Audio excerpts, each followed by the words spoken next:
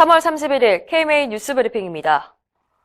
개학이 또다시 연기됩니다. 수능 시험도 늦춰집니다.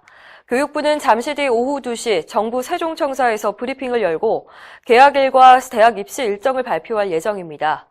초등학교와 중학교는 개학을 2주 더 연기하고 고등학교는 4월 6일에 개학하되 온라인 수업으로 대체할 예정입니다.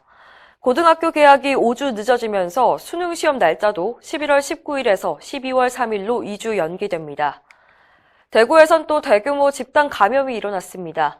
달성군 제2미주병원에서 어제 58명이 추가 확진됐는데요. 이 병원에선 지금까지 총 133명이 확진 판정을 받았습니다.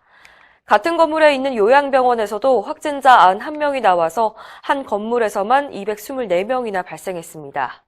오늘 오전 현재 확진자는 9,786명, 사망자는 162명입니다. 코로나19가 의료계를 강타하고 있습니다. 경영난이 2개월 넘게 이어지면서 폐업 위기까지 몰리고 있습니다.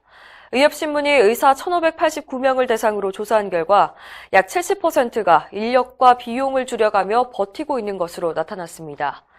약 13%는 폐업을 준비할 정도로 심각한 상황입니다. 의사 10명 중 6명은 작년과 비교해 40% 이상 환자가 줄었다고 답했는데요. 지역별로는 대구에서 환자가 60% 이상 줄어서 가장 큰 타격을 입고 있습니다. 진료 현장에 마스크와 방호복이 부족하다는 목소리도 여전합니다. 의사 절반 이상인 56.2%가 마스크 수급에 어려움을 호소했는데 마스크를 전혀 공급받지 못하고 있다는 의사도 10.8%나 됐습니다. 알코올과 방호복이 부족해서 진료에 차질을 겪는다는 응답도 40%에 달했습니다. 이렇게 의료기관들이 큰 피해를 입고 있는데요.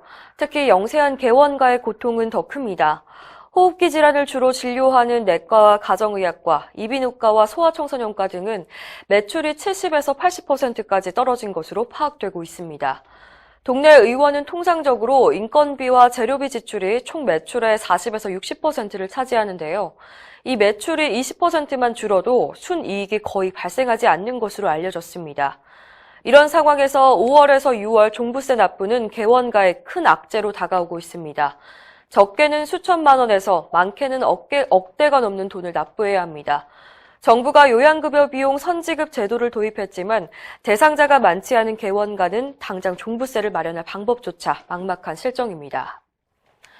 해외 입국자 중에 코로나19 확진 판정을 받는 사례가 늘고 있다는 소식 여러 번 전해드렸습니다. 정부가 모든 입국자에 대해서 2주 동안 자가격리를 의무화했는데 입국자들이 스스로 자가격리를 잘 지킬 거라는 기대는 순진한 생각이라는 게 의료계의 지적입니다. 아니나 다를까 벌써 위반 사례가 나왔습니다. 지난 20일 입국한 영국인 A씨는 24일 확진 판정을 받았는데요. 그동안 마스크도 안 쓴 채 수원과 용인 일대를 돌아다녔습니다.